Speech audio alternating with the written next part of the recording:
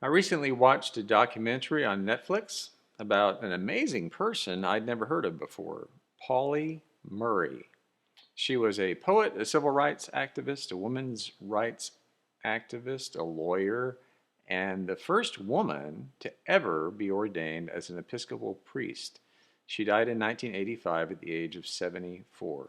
And Polly may be someone you've never heard about before either, but she influenced the legal arguments for landmark civil rights cases. She organized sit ins at segregated lunch counters and rode in the whites only section of buses, all many years before those same kind of much better known events occurred during the civil rights era.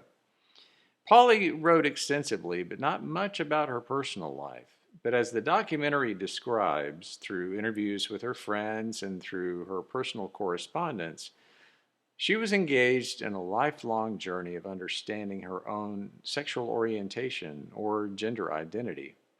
Some modern historians have retroactively determined that Polly was most likely transgender at a time when that word didn't even yet exist.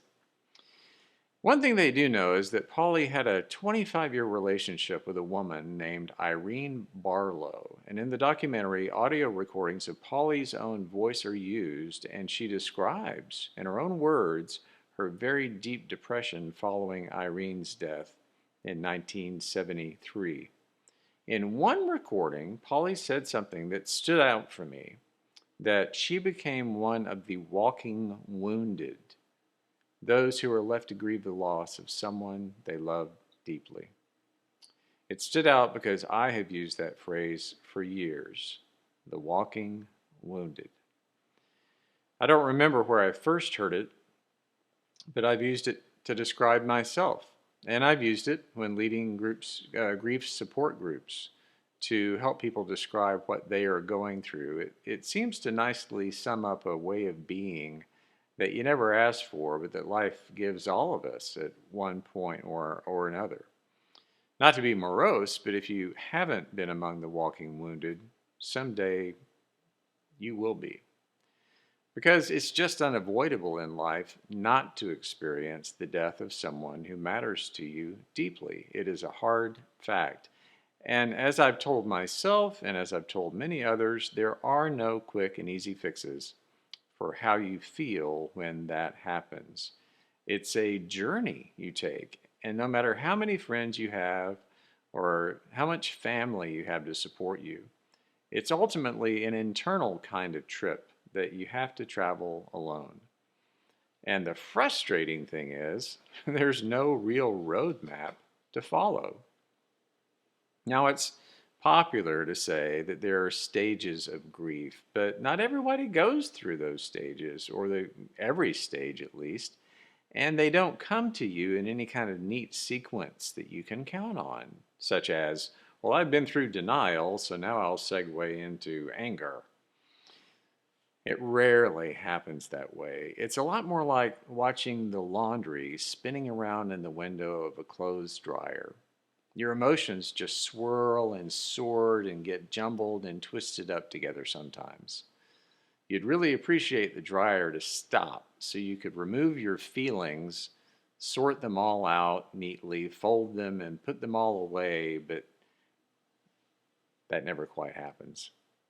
Loving someone and missing that person, no longer seeing them or hearing their voice or feeling their hand in yours, just the sheer absence of their life. It's as if a big gaping hole has been punched right through your heart. But you're required, out of necessity, or to keep earning a living, or to keep people from asking how you're doing all the time, to keep up appearances, to just put one foot in front of the other one day at a time and keep moving. Welcome to the fellowship of the walking wounded. So, that reality has been part of the human condition from day one of the human condition. We have life, and then we don't. Which, on the plus side, means that we have, or we should have, a huge appreciation for the gift of life and the awareness and motivation not to waste a single second of that gift. to experience life fully in all its wonder and beauty while we can, especially the beauty of our relationships, of our friendships, and our tight bonds with people we love dearly. Knowing that we're all here, in the flesh at least, for a relatively brief time, that ought to be a big positive. And as John Lennon and Paul McCartney pointed out, we really don't have time to waste on fussing and fighting, my friends. But not everyone seems to get that message. And it's not that any of us should spend all our valuable time contemplating death. We shouldn't. At the same time, and I know this might sound kind of weird, it's important to have a healthy emotional relationship with our own mortality. Not to see it as something to dread, but to understand that it can and should be a reality we accept as a way to more fully appreciate this very moment and all of the moments we have. Whenever Jesus talked about living life eternally and to live it fully, I think that's exactly what he meant. Now, I've said this before, but in our culture, we've come to assume the concept of eternal life refers only to what happens after we die. But if that's true, then why did Jesus speak of eternal life in the present tense? I think he did because living eternally is something we're wired to be doing right now, and not treating our faith in the afterlife like it's a dinner reservation that'll come along one day.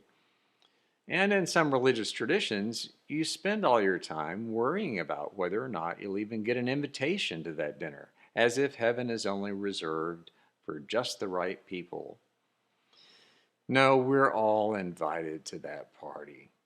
And in the meantime, we're meant to enjoy the feast of living fully today.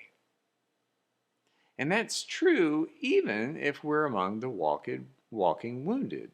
The key word in that phrase is walking. We all get wounded.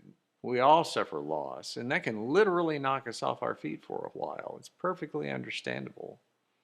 I've personally been there. After my first wife died of cancer when she was 38 years old, I was basically immobilized for over a month, to the point where I couldn't tie my own shoes, much less get moving. I just sat and stared at a wall all day, or so I've been told. I honestly don't even remember. But when you can get up, and believe me, in your own time, you will. Walking with it and through it is where we learn and grow and come to the awareness of how incredibly precious life is. It's one of the great ironies we all discover. You don't realize how much you miss something or someone until they're gone.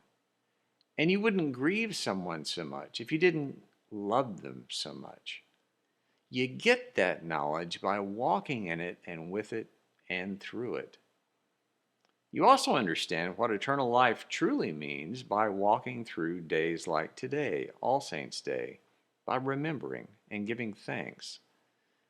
We don't observe All Saints' Day just because it rolls around on the calendar every first Sunday of November. We do it because we need it. We need to walk in and with and through the reality that love is real. Or what's the point of living anyway? It's not to make money or to impress other people or to acquire stuff.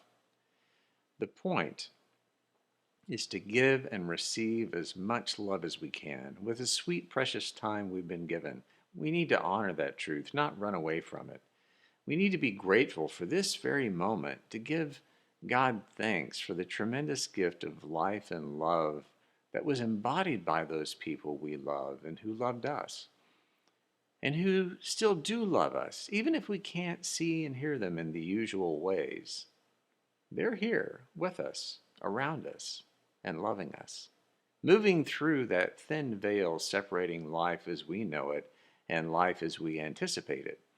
Sometimes we use words like saints or, better yet, angels to describe them. And that's a good way to think of that reality. I believe in angels watching over me, my Lord. Yes, I do. So to be grateful for this moment also arrives when we're reminded that God's blueprint for our existence includes a life to come that we really can't begin to imagine. It's also a place of eternal life that poets and prophets have attempted to put into human words from time beyond memory. They say it's where every tear will be wiped away, and mourning and crying and pain will be no more. I like to imagine that part of living eternally and what it'll be like. I picture something like an old, comfortable patchwork quilt stretched out as far as the eye can see in every direction, and every piece in that quilt, in every possible shape and color and texture, every person who's ever lived, is woven together with the common thread of God's love that cannot be broken. If we're alert to it, it's a quilt we find ourselves part of right now as we live and breathe. We are stitched together with those who came before us, with those we love who are still with us in ways we can see and hear and feel, and with those whose eternal lives are woven into ours through our remembering and our thanksgiving, and even through our aching hearts, through our walking on this uncharted journey, through our love, the same unbreakable thread that God created and is woven into every one of our lives.